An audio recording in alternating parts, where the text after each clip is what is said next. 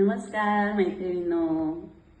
आजचे चिंतन जरा सबुरीने घ्याल तर ध्यानी येईल की आपल्या विरुद्ध घडलेल्या गोष्टी, लहान सहान निराशा प्रसंग, काही प्रसंगी सोसाव्या लागलेल्या यातना म्हणजे विपरीत वेश घेऊन आलेले ईश्वरी आशीर्वादच आहेत.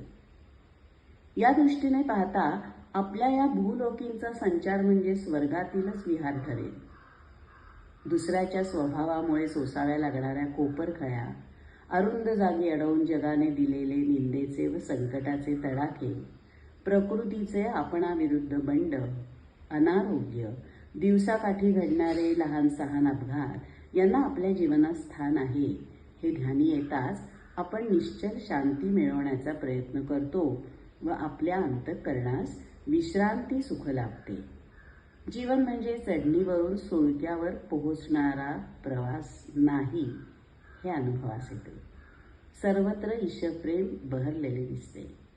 ही उच्चतर दिव्य दृष्टी मिळवण्याची खटपट करणे व्यर्थ जाणार नाही. नमस्कार.